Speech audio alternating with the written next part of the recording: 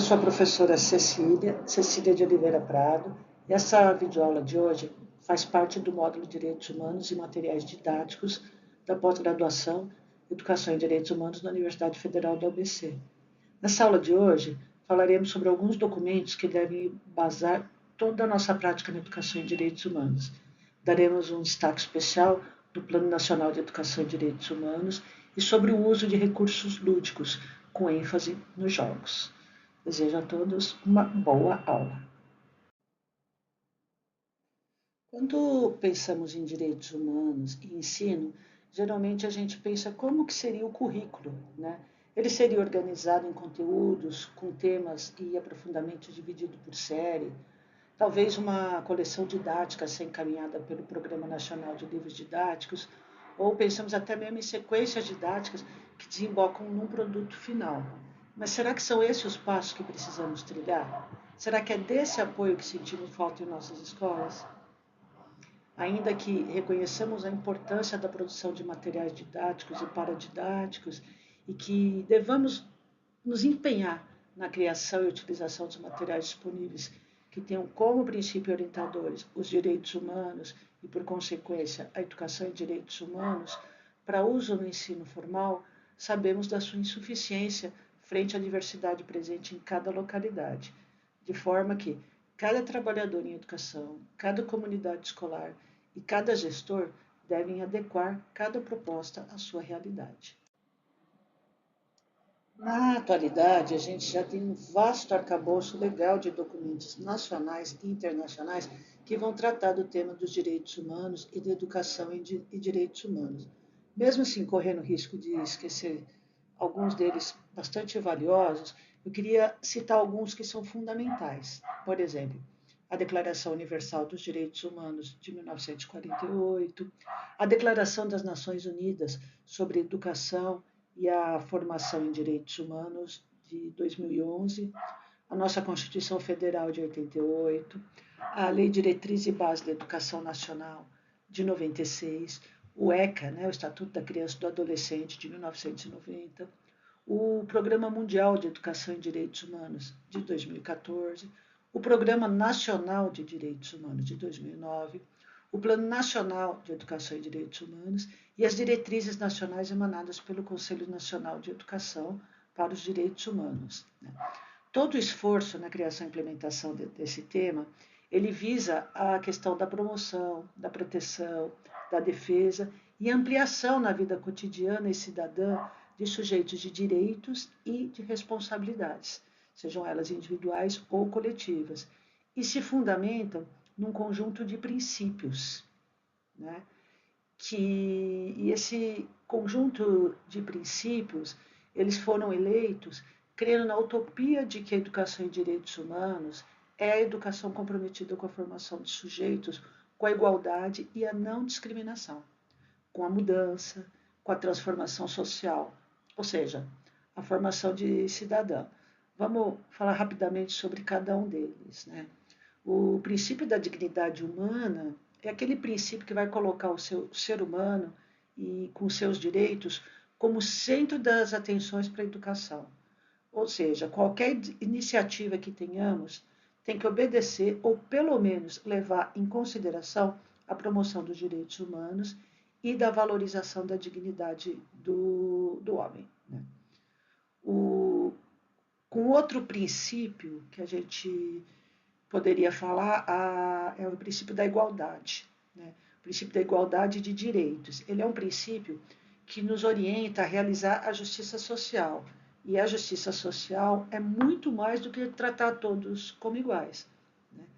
É dar a cada indivíduo a atenção e a importância que ele merece, percebendo suas necessidades individuais.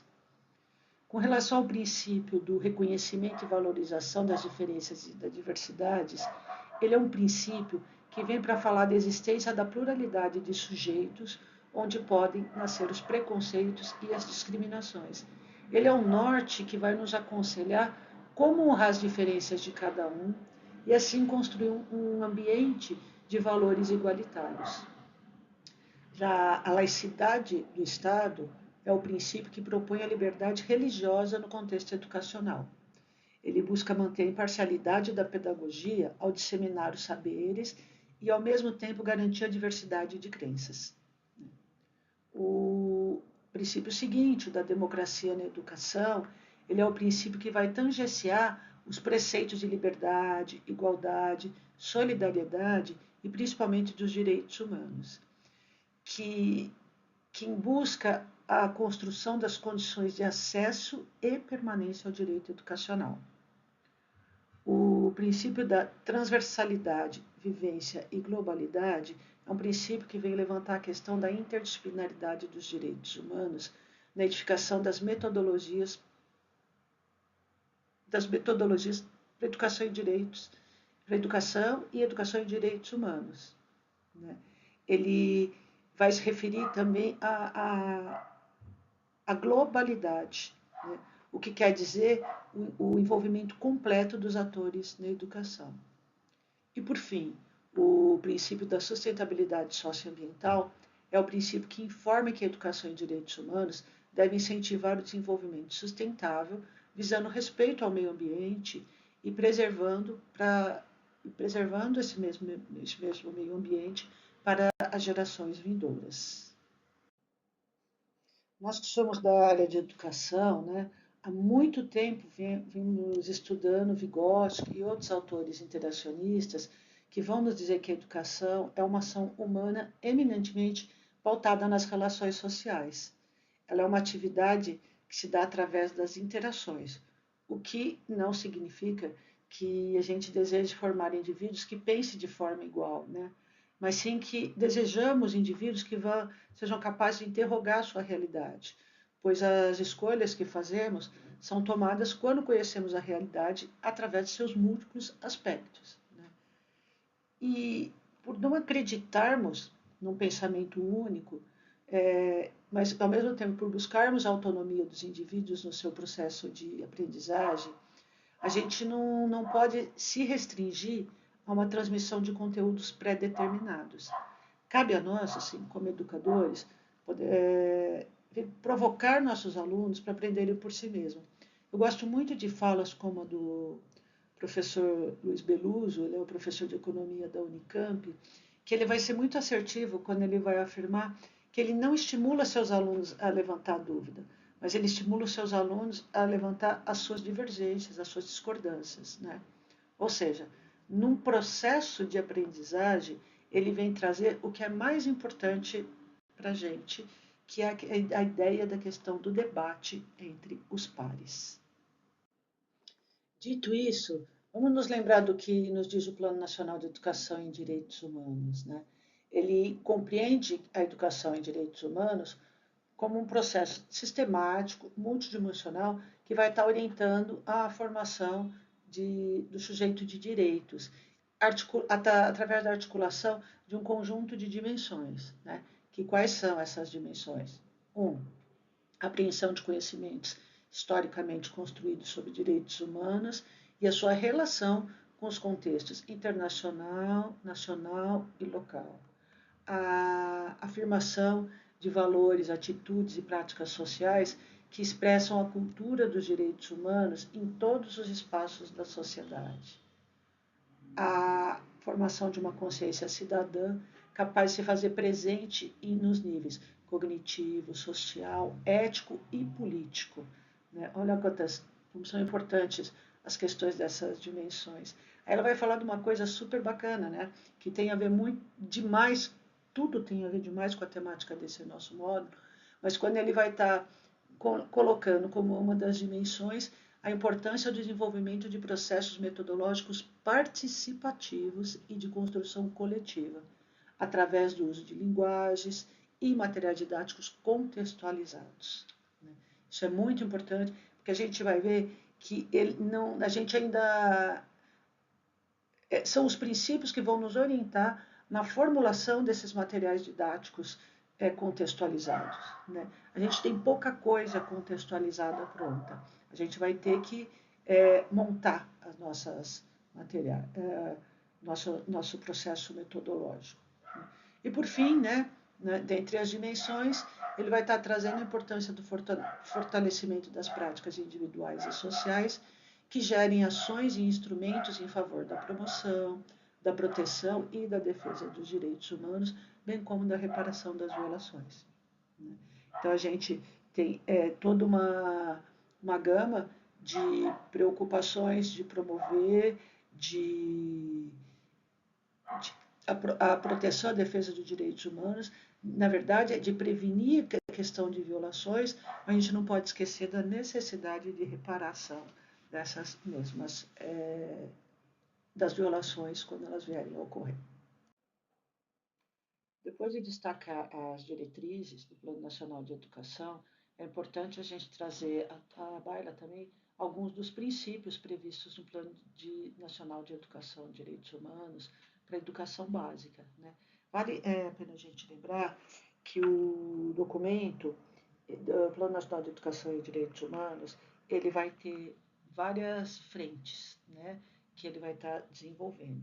A da educação básica, do ensino superior, a da educação não formal, da educação dos profissionais do sistema de justiça e segurança e da educação e mídia. E aqui a gente está trazendo, nessa videoaula de hoje, aqueles que foram previstos para a educação básica, né? Então, o que ele vai dizer com relação à educação básica? Que a educação deve ter a função de desenvolver uma cultura de direitos humanos em todos os espaços sociais, mesmo que ele considere, no princípio seguinte, que a escola é o locus, né, o espaço privilegiado para a construção e consolidação da cultura de direitos humanos, que ela deve assegurar que os objetivos e as práticas a serem adotados sejam coerentes com os valores e princípios da educação e em direitos humanos. Eu gosto de lembrar, quando ele toca nisso, né, alguns currículos oficiais, vamos citar, por exemplo, o do município de São Paulo, que promulgou uma legislação na gestão do então prefeito Fernando Haddad, da lei 16.493. Ela é uma lei de 2016 e ela vai dispor sobre a inclusão do tema de direitos humanos na grade curricular das escolas da rede municipal de ensino, né? A lei vai destacar que vai caber a cada unidade, né, de ensino incluir no seu projeto político-pedagógico um tópico específico para debate e compreensão dos direitos humanos. Ela já é um avanço, né? Apesar do Plano Nacional já prever tudo isso, quando alguns currículos, né, como no caso aqui do município de São Paulo, vem estar reforçando a importância e a intencionalidade da inclusão dos currículos escolares, e que isso vai ter muito a ver com a questão de cada realidade escolar, né? Aí vai ter um outro princípio que vai estar versando sobre a ideia de que a educação e direitos humanos, por seu caráter coletivo, democrático e participativo, precisa ocorrer em espaços marcados pelo entendimento mútuo, respeito e responsabilidade. Que a educação em direitos humanos deve estruturar-se na diversidade cultural e ambiental, garantindo cidadania, o acesso ao ensino, permanência e conclusão, a equidade, seja ela étnico-racial, religiosa, cultural, territorial, físico-individual, geracional, de gênero, de orientação sexual, de opção política, de nacionalidade, dentre outros, articulando com a qualidade na educação, né? Então, muitos são os temas que vão estar englobando os direitos humanos.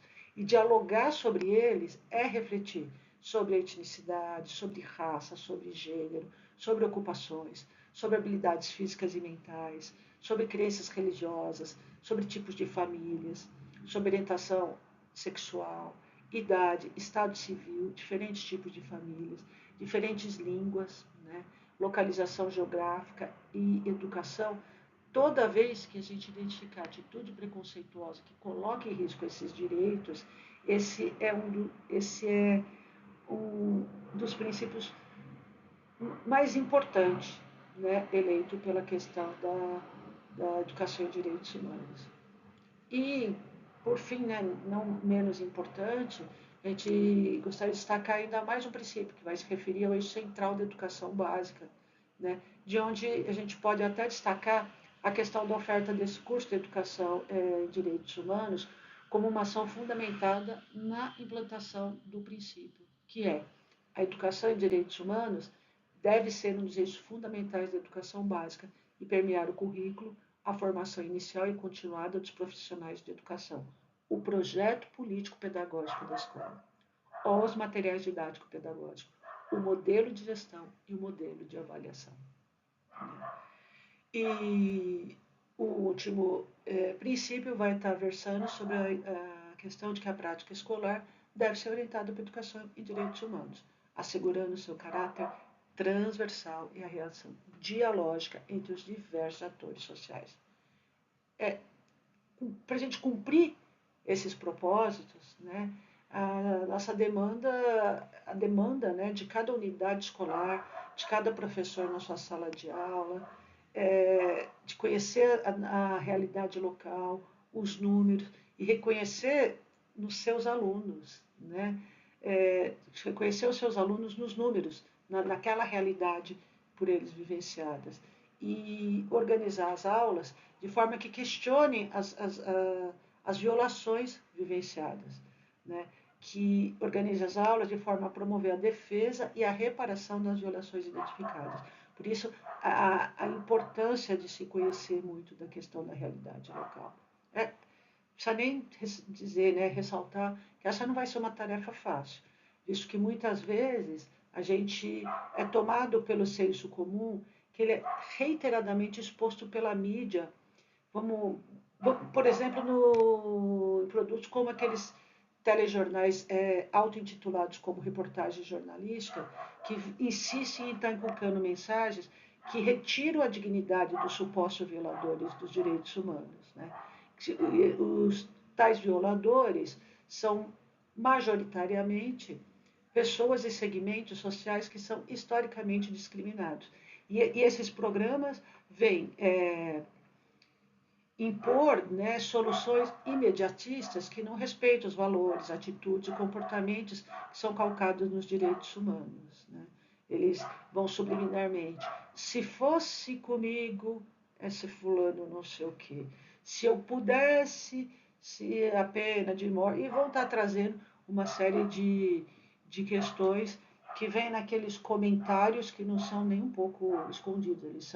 Eles vão trazendo esse sentimento de revolta e de tratamento não digno para com essas pessoas. Né? Então, assim, é importante a gente dialogar sobre esses programas, tendo uma visão crítica sobre eles. Né? Isso é uma condição, isso é um qua non para qualquer educador, né? Poder estar olhando criticamente e refletindo sobre esse tipo de situação no dia a dia.